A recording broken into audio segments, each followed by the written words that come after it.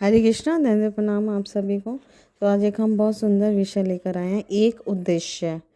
तो हम सभी को जानना चाहिए कि ये एक उद्देश्य क्या है, one purpose in our life वो क्या है। तो हमें ये जीवन, मनुष्य जीवन दिया है भगवान ने, तो हमें एक विकसित बुद्धि भी दी है, जिससे हमें समझना है कि हमारा परम उद्देश्य क्या है, परम लक्ष्य क्या है, जो भगवान द्वारा दिया जाता है। तो किस उद्देश्य से हम आए हैं इस धराधाम में या भौतिक जगत में। तो उद्देश्य हमें साधु गुरु शास्त्र से हमें समझ आता है, जब हम उनके मार्गदर्शन में अपना जीवन चलाते हैं, ध्यानपूर्वक समझने का प्रयास करते हैं। तो वो उद्देश्य है कि हम सभी जो हैं, हमें ये दिव्य ज्ञान प्राप्त करना है कि हम ये शरीर नहीं है, हम आत्मा है, और हर आत्मा परमात्मा का अंश होता है, और परमात्मा भगवान श्री कृष्ण है, और हम सब उन्हीं से आए हैं। तो अगर हम अपने आप को भगवान की सेवा में लगाते हैं, परमात्मा, हर आत्मा, अगर हर जीवात्मा परमात्मा को की सेवा में लग जाती है, तभी वो पूर्ण रूप से सुख या आनंद की प्राप्ति करती है। तो ये जीवन हमें मिला है, तो ये एक उद्देश्य से मिला है, भगवान की सेवा में संलग्न करके अपना जीवन धन्य बनाना, और हमारे हृदय में जो सुप्त कृष्ण प्रेम है उसको जागृत करना। तो जागृत कैसे होगा, इस कलयुग में महामंत्र बताया गया, हरे कृष्णा कृष्णा कृष्णा हरे हरे, हरे राम राम राम हरे हरे। तो जैसे हम इस हरे कृष्ण महामंत्र का निरंतर श्रवण करते हैं, कीर्तन करते हैं, जप करते हैं, तो वो एक उद्देश्य हमें समझ आता है, हमारा हृदय जो है शुद्ध होता है, तो हमें समझ आता है, शास्त्रों की बात हमें समझ आती है, भगवान की दिव्य वाणी जो हम शास्त्रों में दी गई है, शास्त्र उनसे ही उद्भूत हैं, भगवान की दिव्य वाणी है, भगवान की दिव्य लीलाएं, वो हमें समझ आती हैं। तो कई लोग सोचते हैं कि खाओ पियो ऐश करो, इसी में जीवन निकालो, तो ये उद्देश्य नहीं है। हमें शास्त्र जो है वो मनुष्य के लिए एक मैनुअल है। जैसे हम कोई सामान खरीदते हैं तो हमें एक ब्रोशर मिलता है, निर्देशिका मिलती है, उसके अनुसार हमें वो मशीन चलानी होती है ना। उसी प्रकार ही मनुष्य जीवन मिला है, तो हमें शास्त्र, भगवद गीता जो उसका मैनुअल है, तो उसे निरंतर पढ़ना चाहिए। तो भगवद गीता में भी जगह जगह बताया गया, या भागवतम में भी बताया कि ब्रह्मा जी का जो समय होता है वो इतना लंबा होता है, उनका भी एक उद्देश्य है, परम लक्ष्य है वो भगवत प्राप्ति, कृष्ण प्रेम को प्राप्त करना। तो चाहे ब्रह्मा जी का जन्म लेके वो प्राप्त करें, या हम किसी और योनि में जाके प्राप्त करें, तो ये मनुष्य योनि या धराधाम पे भगवत प्रेम को प्राप्त करना सरल हो जाता है, क्योंकि मनुष्य का अगर धरती पे या भारत भूमि में जन्म हुआ है, तो सुख और दुख का समन्वय है। सुख उसे उतने और इतना बिजी नहीं है उसका कि वो अपने आप को आत्म साक्षात्कार या भगवत साक्षात्कार में ना लगा पाए, है ना। समय भगवान निकालते हैं।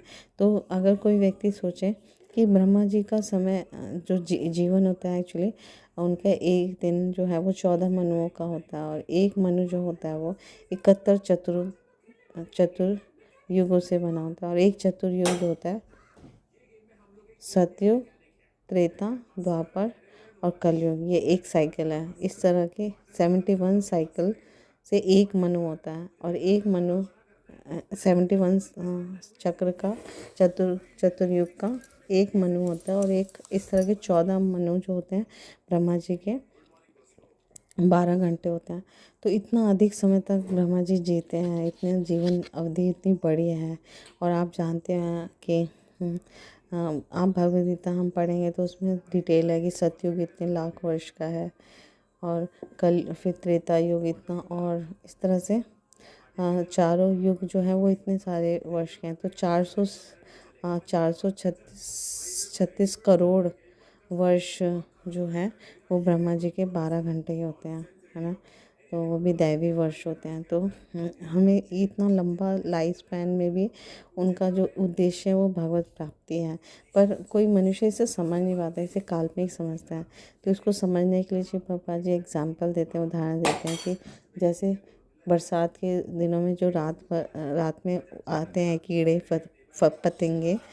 पतंगे, वो बस रात भर वो जीते हैं, तो फतिंगे मुश्किल से 2-3 घंटे 4 घंटे उनका लाइफ स्पैन होता है, उसी में वो छोटे जीव होते हैं, फिर बड़े, फिर एडल्ट, फिर वो बच्चे भी पैदा हो जाते हैं और फिर अपनी संख्या भी बढ़ा लेते हैं, और सुबह होते होते जैसे ही सूर्योदय होता है उससे पहले ही वो मर भी जाते हैं।